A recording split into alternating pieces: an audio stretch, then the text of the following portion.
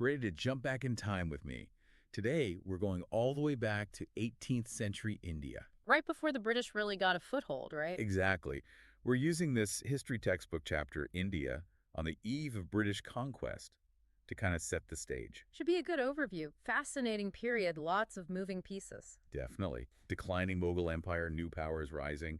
We'll see what everyday life was like, too. A glimpse of India before it was totally reshaped. Okay, so let's start with these Mughals. They were the power for so long, right? Incredible art, A architecture. huge influence. But this chapter's making it clear, by the 1700s, their empire's in rough shape.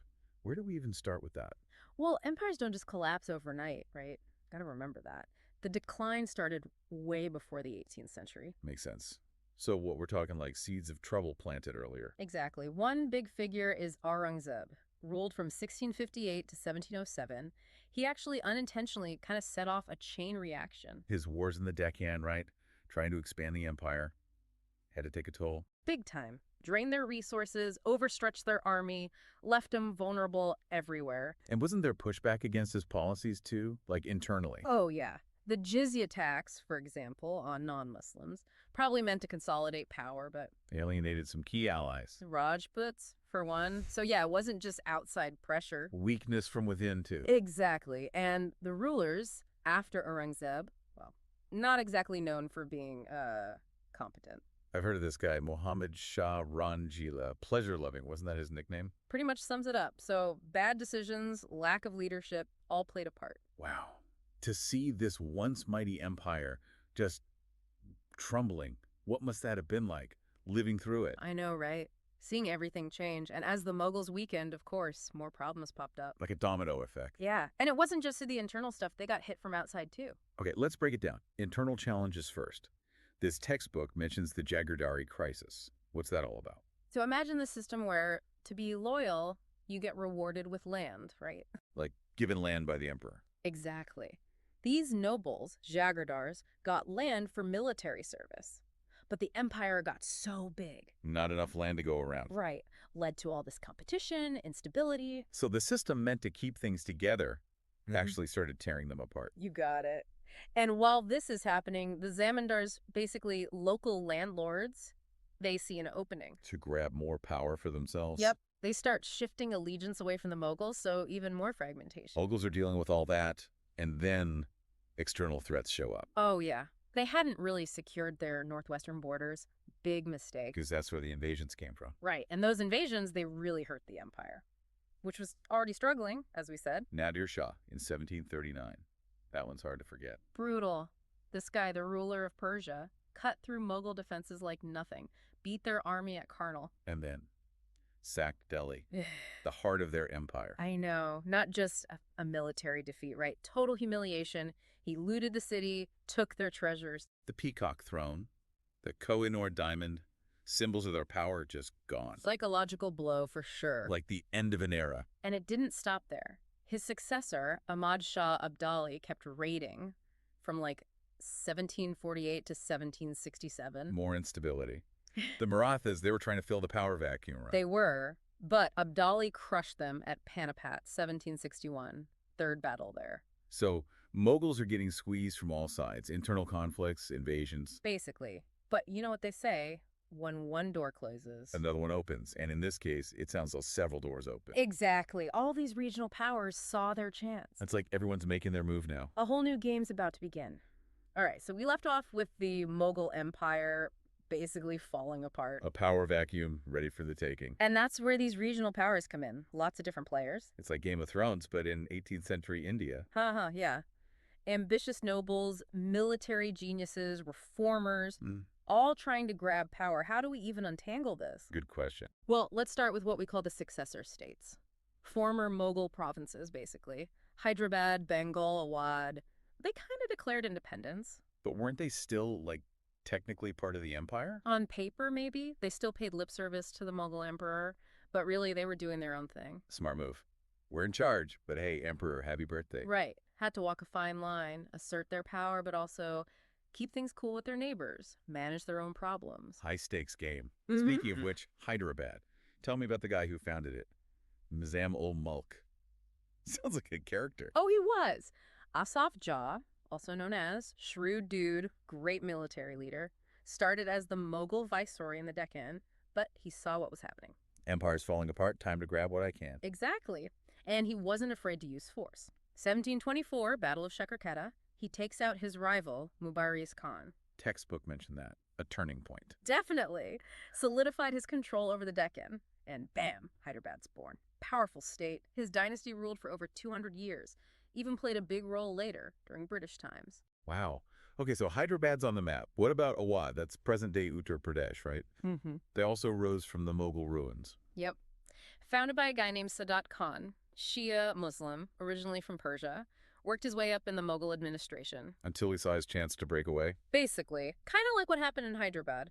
But his story takes a darker turn. The textbook mentioned this. He ended up committing suicide, right? Yeah. Tragic. Nadir Shah, after he invades Delhi, demands a huge ransom from Sadat Khan, and he chooses to take his own life rather than pay it. Intense. So Awadh starts with a tragedy, but the dynasty he founded, it continued. It did. The region became known for its lavish court, its strategic location in the north, and later on, Awadh would play a big role in the British East India Company's expansion. We'll get to that. Okay, got it. Now let's head east. Bengal. Super fertile land, famous for textiles. They had their own dynasty rise up too, right? Absolutely. Murshid Quali Khan, founder of independent Bengal. He was a financial genius, great administrator, revamped their whole revenue system. And made him rich. One of the richest regions in India. But there's some drama with his successors. Always got to be some drama. What happened? So Murshid Quali Khan dies in 1727. Power struggle breaks out. Alivardi Khan, deputy governor of Bihar, he eventually takes control, 1740, after a big battle. Tough guy. Politics was rough back then. Still is, I guess. True that. Okay, so those were the successor states, but there were other players too. Independent kingdoms like Mysore and the Rajput states. Different story. How so? These guys, they were never fully absorbed into the Mughal Empire. They always had some autonomy. When the Mughals weakened, they just took more. Flexing their muscles. You got it. Mysore, for example. They didn't just assert their independence. They were a real threat to the British later on. Oh, yeah, I remember learning about this. Hyder Ali, right. The one and only. Started from nothing, became one of the most powerful rulers in South India. Brilliant military mind, charismatic. He modernized his army too, didn't he? Yep. Took inspiration from European military techniques, expanded Mysore's territory through alliances and conquest. He actually beat the British a few times. He did. Showed them they weren't invincible. His son, Tipu Sultan, continued the fight. Both those guys, icons of resistance against the British. Fighting for their homeland. Inspiring. Okay, what about the Rajputs? They were present-day Rajasthan, right? Known for being warriors. Yeah, Rajputs, yeah.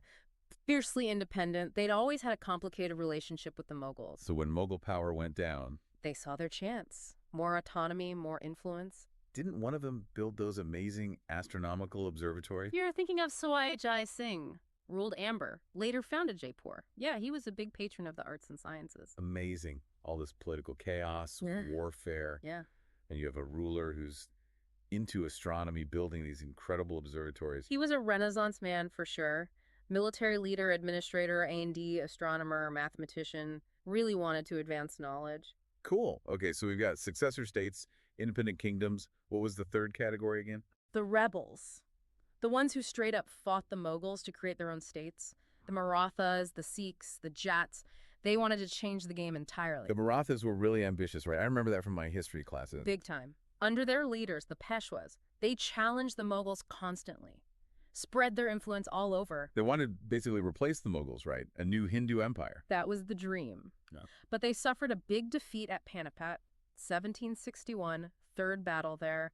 Ahmad Shah Abdali again. Tough break. It was, but it didn't destroy them. They bounced back, continued to be a major force for decades. Pretty impressive. Tenacious. Okay, so the Marathas, the Sikhs, now their story, that's an inspiring one. It is. They went from a religious community to a powerful military force. Guru Gobind Singh, the 10th Sikh guru, he really changed things. He created the Khalsa, right? Yep.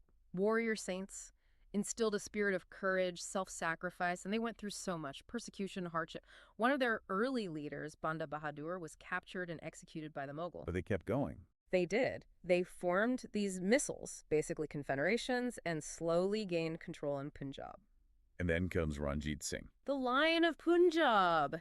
He's the one who unified missiles, created the Sikh Empire, modernized the army, expanded their territory. Real visionary leader. A golden age for the Sikhs. It was. They became a real problem for the British, actually. Ranjit Singh's story is a good reminder. Even when everything's chaotic, great leaders can still emerge. Sadly, his empire fell to the British eventually. Like so many others. Empires aren't forever, I guess. Nope. All right, last but not least, we have the Jats. North India, 18th century. They're not as famous as the others, but just as interesting. They started out as farmers, didn't they? Mostly, yeah. But they rose to power, established their own state around Faratpur, leaders like Churaman, Badan Singh. It's a real underdog story. Social mobility. Right. And then there's Siraj Mal. He came after Badan Singh. Really smart ruler, expanded their territory, built these impressive forts, known for being fair, effective, cared about his people. And even the Jats, they had their problems, right? Oh, yeah. Internal conflicts, pressure from their neighbors, eventually led to their decline. It's really clear looking back, 18th century India was just wild. Yeah. The Mughals declining, all these regional powers popping up, everyone with their own agenda. It's a lot to keep track of. It is a giant tapestry woven with ambition, conflict, resilience. And then, to make things even more complicated, you have the British East India Company showing up. Right. The British, can't forget about them. Their arrival changes everything. For sure. That's where we'll pick up in the final part of our deep dive. All right. So we've seen the Mughal Empire decline, these regional powers rising up. But now, the British East India Company enters the scene. And things get really interesting. That's an understatement. Their arrival in the 1600s, it really changes everything in India. No doubt. What starts as this little trading company ends up controlling huge parts of India. How'd that happen? Yeah, it's kind of mind-blowing. From traders to rulers. Walk me through it. Okay, so rewind back to the beginning. The company is just one of many European companies. All want a piece of the spice trade. India's spices were super valuable back then. Right? Oh, yeah. So the company sets up these trading posts. Surat, Madras, Calcutta, coastal cities, key locations. And they're operating with permission, right, for Right. the local rulers. Right. They're basically guests, relying on trade relationships, diplomacy. But, like we've seen, things in India are getting messy. The Mughals weakening, all these regional powers fighting. Exactly. Yeah. And the company, they're smart. They see an opportunity in all this chaos. To make some power moves. You got it. They start meddling in local conflicts, pitting one side against the other. Their influence grows. Classic divide and conquer. It's like they're watching this whole drama unfold and thinking, how can we benefit? Right. And then comes the big turning point, the Battle of Plassey, 1757. This one's famous. Company versus a Nawab of Bengal. Siraj Abdullah. And Yeah. Plassey, it's fascinating because it wasn't just a straight-up fight. What do you mean? So Robert Clive's leading the company's forces. He realizes he's outnumbered, so what does he do? Bribery. He bribed the Nawab's people. Key figures in his court, yeah. Including Mir Jafar, the Nawab's own commander-in-chief, convinced them to switch sides. Betrayal from within. Brutal. The Nawab's army's demoralized, his allies turn on him, he loses. Badly. And Mir Jafar, the traitor. Yeah. He becomes the new Nawab. Yep. But he's basically a puppet. The company's calling the shots now. And remember, Bengal's super wealthy. So the company, they get control of this rich region without even really fighting for it. Pretty much. It's a huge win for them. Access to resources, a foothold in the East. It emboldens them. They want more. And they went for it, didn't they? More territory, more power. Oh, yeah. They start going after other regional powers. The Marathas, Mysore, lots of wars. But they weren't exactly playing fair, were they? Nope. They exploited India's resources, imposed unfair trade practices, crushed anyone who resisted. Didn't Hyder Ali and Tipu Sultan give them a hard time? Those guys were tough. They saw the threat the company posed, fought hard to protect Mysore, modernized their army, used new tactics, even tried to get other European powers to help them. A real David and Goliath situation. Sadly, David doesn't always win. True. Tipu Sultan was killed in 1799. Battle of Seringapatam. End of Mysore's resistance. The company's in control of South India now. So by the end of the 1700s, the British East India Company, this little trading outfit, has become a giant. Controlling huge cheat chunks of India, shaping the lives of millions of people. But, important to remember, this isn't the end. Right. There's still rebellions, uprisings. Eventually, India gains independence in 1947. A long road ahead. But yeah, this period, the 1700s, it's crucial to understanding India today. It's amazing how much happened in just one century. Empires declining, new powers, the British arriving, makes you think about the choices people made, the impact they had. Definitely. It shows that history is not just about dates and battles, it's about people, and how their actions, for good or bad, can echo for centuries. This deep dive has been a wild ride. Thanks for taking it with me. Anytime. It's been fun exploring this part of history. And to our listeners, we hope you've enjoyed this journey too. Keep learning, keep questioning, and until next time, happy deep diving.